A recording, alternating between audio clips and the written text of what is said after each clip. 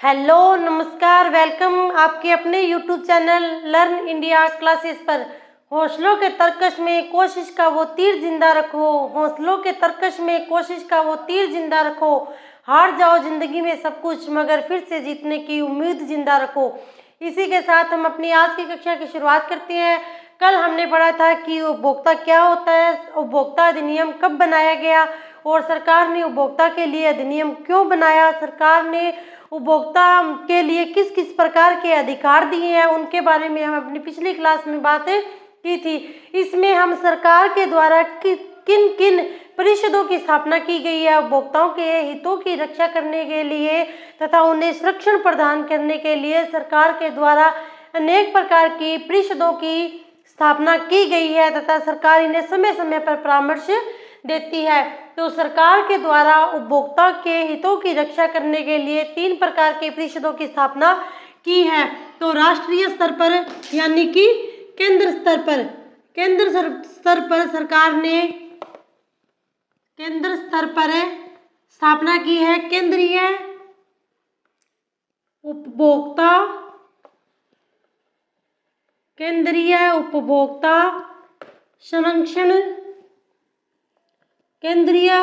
संरक्षण परिषद। सरकार ने केंद्र स्तर पर केंद्रीय उपभोक्ता संरक्षण परिषद की स्थापना की है। ये जो है केंद्रीय उपभोक्ता संरक्षण परिषद है, इसकी स्थापना केंद्र सरकार के द्वारा की जाती है। ये एक स्वायत्त शासी संस्था है। यह एक केंद्रीय उपभोक्ता संरक्षण परिषद जो है वह एक स्वायत्त शासी संस्था होती है।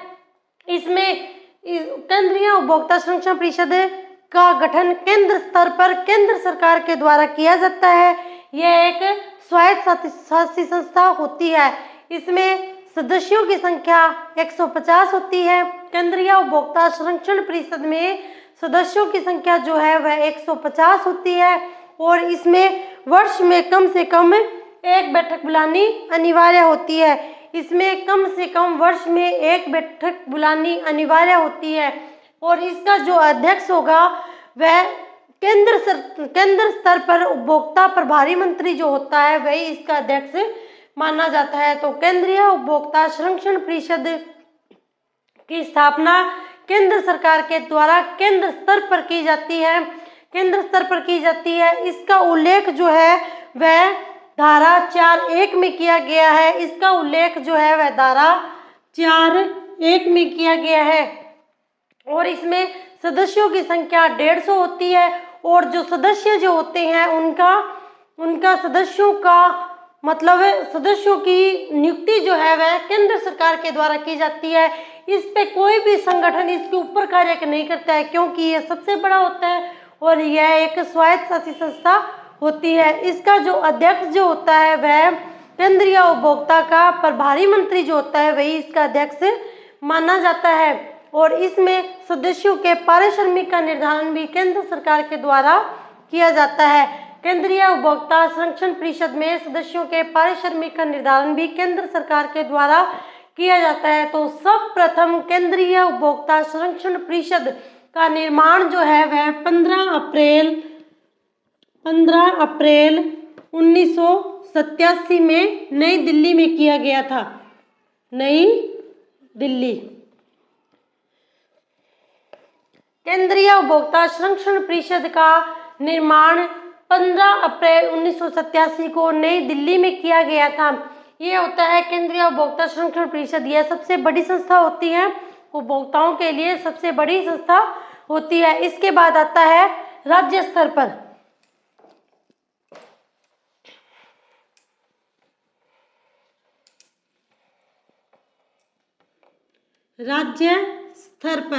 राज्य स्तर पे कौन सी होगी? राज्य उपभोक्ता संरक्षण परिषद। राज्य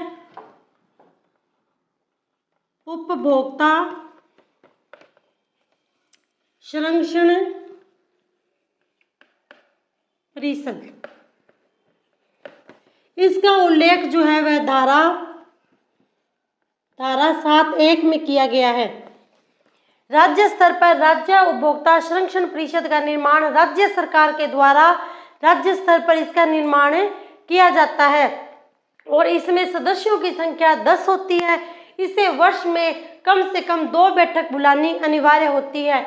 इसे कम जो केंद्र सरकार जो होती है, जो केंद्रीय स्तर पर जो होती है, उसमें 1 बैठक बुलानी अनिवार्य होती है और इसमें 2 बैठक बुलानी अनिवार्य होती है। इसका जो अध्यक्ष जो होता है वह राज्य स्तर का जो प्रभारी मंत्री होगा वही इसका अध्यक्ष माना जाता है। तो इसका अध्यक्ष जो है वह राज्य स्तर पर जो प्रभारी मंत्री होगा उपभोक्ता का वही इसका अध्यक्ष माना जाता है। इस संस्था के ऊपर केंद्रीय उपभोक्ता संरक्षण परिषद जो है वह इस संस्था के ऊपर कार्य करती है। मान लो ये संस्था जो है उस संस्था के बताए हुए नियमों का पालन कर ही कार्य करेगी। ये अपने हिसाब से कोई भी प्रकार का नियम नहीं लगा सकती है, उसके आधार पर कार्य करेगी। जो उसे उस संस्था के द्वारा कहा जाएगा वही ये संस्था कार्य करेगी।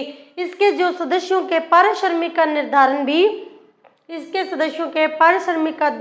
जो है वह राज्य सरकार के द्वारा किया जाता है और इसमें अधिकतम 10 सदस्य होते हैं और इसका कार्यकाल जो है वह 3 वर्ष का होता है। तो उपभोक्ता संरक्षण परिषद में 2 प्रकार की संस्थाएं हमने पढ़ ली। एक तो होती है केंद्रीय उपभोक्ता संरक्षण परिषद और दूसरी है राज्य उपभोक्ता संरक्षण परिषद। ये होती है राज्य स्तर पर और इसके बाद है जिला स्तर पर। जिला स्तर पर होती है ये राज्य उपभोक्ता संरक्षण परिषद है। इसका राजस्थान में जो सबसे पहले 25 मई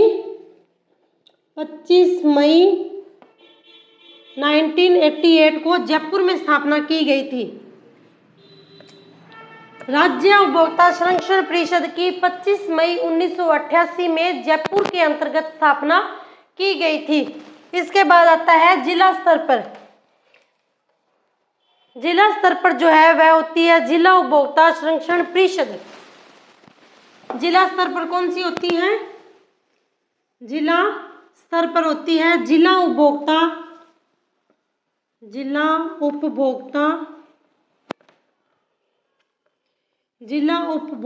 संरक्षण परिषद। जिला उपभोक्ता संरक्षण परिषद जो होती है इसका निर्माण राज्य सरकार के द्वारा किया जाता है, लेकिन जिला स्तर पर किया जाता है।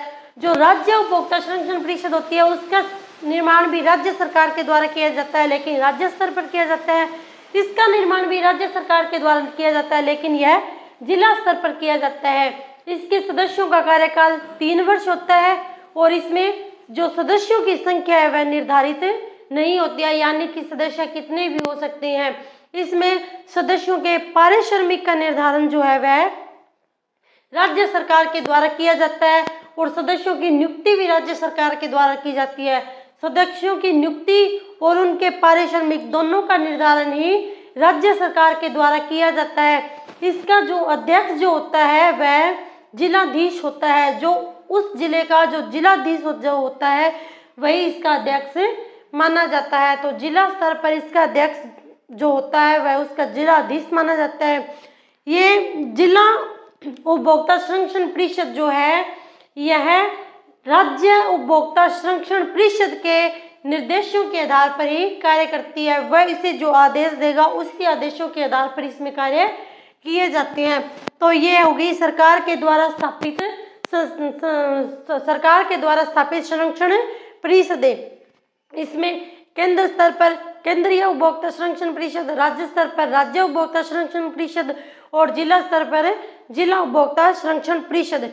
इसमें भी वर्ष में कम से कम 2 बैठक बुलानी अनिवार्य होती है और बैठकों के बारे में सदस्यों को जो जानकारी है वह कम से कम 10 दिन पहले जानकारी देनी चाहिए, यानी कि सदस्यों को बताना चाहिए कि 10 दिन बाद में हमारी बैठक है। तो कम से कम 10 दिनों पहले सदस्यों को सूचित कर दिया जाना चाहिए। और इसमें जिला जो संरक्षण परिषदें जो होती है इसमें प्रत्येक सदस्य में सरकार के द्वारा ही उनकी नियुक्ति की जाती है, मतलब पर्सनल रूप से किसी भी प्रकार के सदस्य की नियुक्ति नहीं की जाती है। अगर मान लो इसमें जो सभा जो होती है सभा की नियुक्ति अध्यक्ष के द्वारा की जाती है। अगर अध्यक्ष उपस्थित नहीं होता है तो उपाध्यक्ष के द्वारा की जाती है। अगर उपाध्यक्ष भी उपस्थित नहीं होता है तो उन सदस्यों के द्वारा एक सदस्य के चयन किया जाता है और उस सदस्य के द्वारा ही वहां पर अध्यक्षता की जाती है। तो सबसे पहले कौन करेगा? अध्यक्ष। अध्यक्ष की अनुपस्थिति पर उपाध्यक्ष, उपाध्यक्ष, और उपाध्यक्ष के भी अनुपस्थित होने पर चयनित सदस्य के द्वारा की जाती है, चयनित सदस्य के द्वारा की जाती है। ये तो होगी सरकार द्वारा स्थापित संरक्षण परिषदें। अब उपभोक्ताओं के विवादों का निपटारा करने के लिए सरकार के द्वारा 3 प्रकार के मंचों की स्थापना की गई है। उपभोक्ता के द्वारा किए गए विवादों का निपटारा करने के लिए सरकार के द्वारा 3 प्रकार के मंचों या आयोग की स्थापना की गई है। तो जिला स्तर पर जिला मंच, राज्य स्तर पर राज्य आयोग और केंद्र स्तर पर राष्ट्रीय आयोग। तो राज्य स्तर पर किसकी स्थापना की गई है? जिला स्तर पर जिला मंच की, जिला मंच। राज्य स्तर पर राज्य आयोग और राष्ट्रीय स्तर पर यानी कि केंद्र स्तर पर राष्ट्रीय आयोग।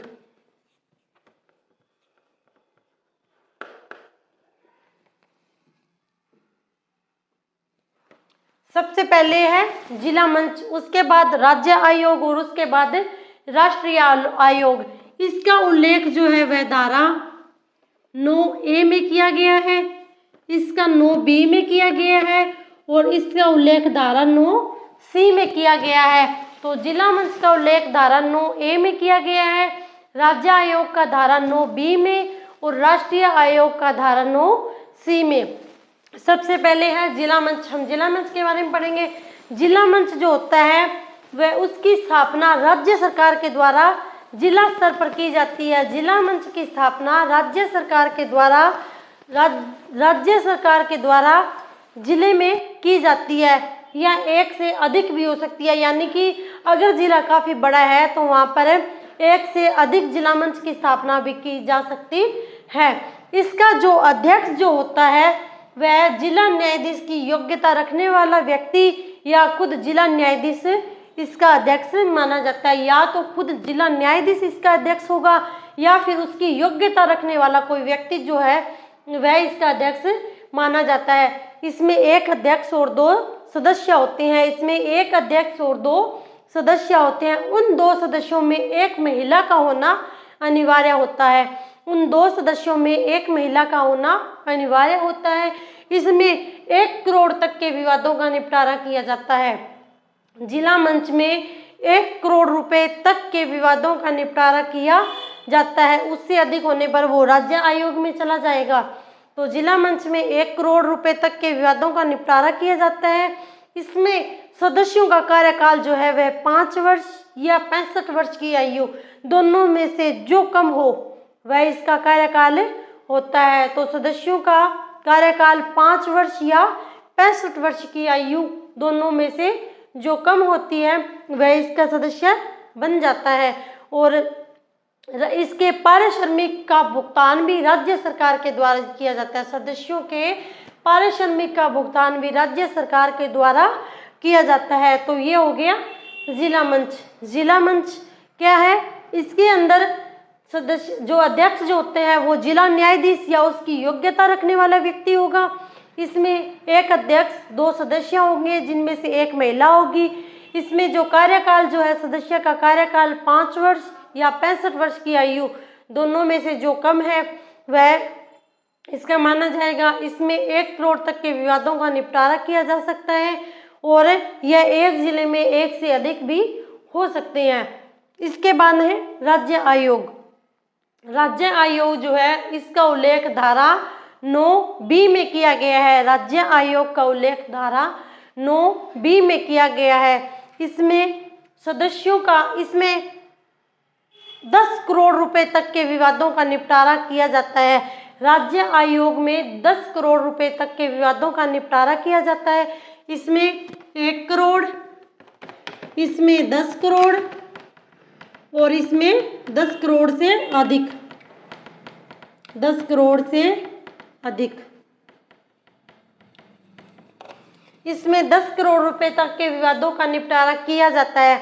इसका जो अध्यक्ष जो होता है, राज्य आयोग का अध्यक्ष हाई कोर्ट जो होता है, मतलब उस राज्य का जो न्यायाधीश होगा या उसकी योग्यता रखने वाला जो व्यक्ति होगा वह इसका अध्यक्ष माना जाता है। इसमें एक अध्यक्ष और 2 सदस्य होते हैं। जो 2 सदस्य होते हैं उनमें से एक महिला का होना अनिवार्य होता है। इसमें सदस्यों का कार्यकाल 5 वर्ष या 67 वर्ष की आयु दोनों में से जो कम होता है वही इसके सदस्यों का कार्यकाल माना जाता है। इसके बाद है राज्य आयोग हो गया। राज्य आयोग में क्या है, सदस्यों का कार्यकाल 5 वर्ष या 67 वर्ष। जो उसका राज्य का न्यायाधीश होगा या उसकी योग्यता रखने वाले व्यक्ति जो होता है, यह प्रत्येक राज्य में सिर्फ एक होगा। जिला मंच जो है वह एक जिले में एक से अधिक हो सकते हैं, लेकिन जो राज्य आयोग है यह एक राज्य में सिर्फ एक ही होगा। एक से अधिक राज्य आयोग एक जिले में नहीं हो सकते हैं। इसके बाद है इसमें एक अध्यक्ष और 2 सदस्य हो गए। 2 सदस्यों में से एक महिला का होना अनिवार्य होता है। इसमें पारिश्रमिक का जो निर्धारण है वह राज्य सरकार के द्वारा किया जाता है और सदस्यों की नियुक्ति भी राज्य सरकार के द्वारा की जाती है। इसके बाद आता है राष्ट्रीय आयोग। राष्ट्रीय आयोग का उल्लेख धारा 9C में किया गया है। राष्ट्रीय आयोग का उल्लेख धारा 9C में किया गया है। इसमें एक अध्यक्ष और 4 सदस्य होंगे। इन दोनों में तो एक अध्यक्ष और 2 सदस्य होते हैं, लेकिन राष्ट्रीय आयोग में एक अध्यक्ष और 4 सदस्य होते हैं, जिनमें से एक महिला का होना अनिवार्य है। अध्यक्ष चाहे महिला हो या पुरुष हो कोई बात नहीं है, लेकिन सदस्यों में से एक महिला का होना अनिवार्य होता है। और इसका जो केंद्र स्तर पर जो न्यायाधीश जो होता है वह इसका अध्यक्ष माना जाता है, या उसकी योग्यता रखने वाला जो व्यक्ति होता है वह इसका अध्यक्ष बन सकता है। इसमें सदस्य का कार्यकाल 5 वर्ष या 70 वर्ष की आयु दोनों में से जो कम होती है वह इसका अध्यक्ष माना जाता है। इसमें सदस्यों की नियुक्ति और उनके पारिश्रमिक का निर्धारण केंद्र सरकार के द्वारा किया जाता है। यह एक स्वायत्त शासी संस्था होती है और यह किसी के अंडर में कार्य नहीं करती है। अगर मान लो इन तीनों के द्वारा कोई व्यक्ति संतुष्ट नहीं है तो वह अपनी अपील उच्चतम न्यायालय में अपनी अपील कर सकता है। तो सदस्य अगर इनमें से कोई शिकायतकर्ता अगर इससे संतुष्ट नहीं होता है तो वह अपनी मतलब शिकायत जो है वह उच्चतम न्यायालय में कर सकता है। तो सरकार के द्वारा 3 प्रकार के मंचों की स्थापना की गई है, जिला मंच, राज्य आयोग, राष्ट्रीय आयोग। इसमें 1 करोड़ रुपए तक के मामले, इसमें 10 करोड़ रुपए तक के मामले और इसमें 10 करोड़ से अधिक के मामलों को शामिल किया जाता है। इसके बाद है जब सदस्य उच्चतम न्यायालय में इनसे संतुष्ट ना होकर जब सदस्यों के द्वारा उच्चतम न्यायालय में शिकायत की जाती है तो उसके लिए कुछ रूल बनाए गए हैं। अगर वह उन रूल का पालन करता है तो ही सदस्यों के द्वारा वहाँ पर शिकायतकर्ता के द्वारा वहाँ पर शिकायत की जा सकती है। तो सबसे पहले है जिला मंच से अगर व्यक्ति संतुष्ट नहीं है तो वह अपनी शिकायत कहाँ करेगा, राज्य आयोग में करेगा। तो राज्य आयोग में शिकायत करने के लिए उस दावे की राशि का 50% या 25,000 रुपये दोनों में से जो कम हो उसे जमा करवानी होगी। अगर वो जो शिकायत करता है अगर वह राशि जमा नहीं करवाता है तो उसकी आगे मतलब सुनवाई नहीं की जाएगी। तो दावे की राशि का 50% या 25,000 रुपये दोनों में से जो कम हो दावे की राशि का 50% या 25,000 रुपये दोनों में से जो कम हो वह राशि अगर शिकायतकर्ता के द्वारा जमा करवाई जाएगी तो ही वह राज्य आयोग में अपील कर सकता है, वरना नहीं कर सकता है। इसके बाद आता है राष्ट्रीय आयोग में अपील करने के लिए क्या करना होगा। राष्ट्रीय आयोग में अपील करने के लिए दावे की राशि का 50% या 35,000 रुपये दोनों में से जो कम हो। राष्ट्रीय आयोग में अपील करने के लिए राष्ट्रीय आयोग में अपील करने के लिए दावे की राशि का 50% या 35,000 रुपये दोनों में से जो कम होगा वह उसे जमा करवानी होगी।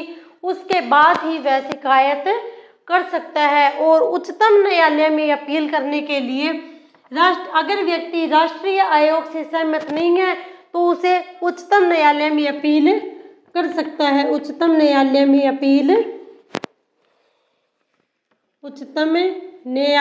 अपील कर सकता है। और इसमें अपील करने के लिए दावे की राशि का 50% या 50,000 रुपये दावे की राशि का 50% या 50,000 रुपये दोनों में से जो कम होगा अगर शिकायतकर्ता के द्वारा वह जमा करवाई जाएगी तो ही वह उच्चतम न्यायालय में अपील कर सकता है। और उच्चतम न्यायालय के द्वारा दिया गया निर्णय अंतिम निर्णय होगा। अगर अब फिर व्यक्ति शिकायतकर्ता जो है वह चाहे संतुष्ट हो या ना हो, उसका निर्णय जो है वह सर्वोपरि माना जाएगा। इसका निर्णय अंतिम होगा। अगर वो इससे सहमत हो या ना सहमत हो, वह आगे किसी भी प्रकार से अपील नहीं कर सकता है। तो राज्य जिला मंच से संतुष्ट नहीं होने पर राज्य आयोग में दावे की राशि का 50% या 25,000 रुपये जमा करवा कर अपील कर सकता है। वो राष्ट्रीय आयोग में 50% या 35,000 और उच्चतम न्यायालय में 50% या 50,000 रुपये जमा करवा कर अपील कर सकता है। अब है व्यक्ति शिकायत कब कर सकता है। व्यक्ति के द्वारा शिकायत कब की जाती है। तो व्यक्ति के द्वारा शिकायत जो है, उपभोक्ता के द्वारा शिकायत 2 वर्ष के अंतर्गत की जानी चाहिए। 2 वर्ष यानी कि उसे जो क्षति हुई है, उसे जो माल जो है वह क्षतिग्रस्त मिला है या उससे किसी भी प्रकार की दोष हुआ है, हानि हुई है, अगर वो सेवा से संतुष्ट नहीं है, ऐसी किसी भी प्रकार की अगर वो शिकायत करना चाहता है तो वह उसे 2 वर्ष के अंतर्गत करनी होती है। 2 वर्ष से ज़्यादा अवधि हो जाने पर शिकायत नहीं की जा सकती है। और एक मंच से यानी कि एक आयोग से दूसरे आयोग में अगर शिकायत को स्वीकार किया जाता है तो वह अवधि 21 दिन की होती है। तो शिकायत की अवधि शिकायत को स्वीकार करने की अवधि शिकायत को स्वीकार करने की अवधि जो है वह शिकायत को स्वीकार करने की अवधि 21 दिन है। 21 दिन में कोर्ट के द्वारा बता दिया जाएगा कि हमने आपकी शिकायत को स्वीकार किया है या नहीं किया है। और अगर सरकार ने उस शिकायत को नहीं किया है तो फिर उसे पता लग जाएगा व्यक्ति को भी मेरी शिकायत स्वीकार हुई है या नहीं हुई है। और जो आयोग जो है वह जो फैसला जो है वह 90 दिनों के भीतर देगा। 90 दिनों के भीतर मामले का निपटारा किया जाएगा।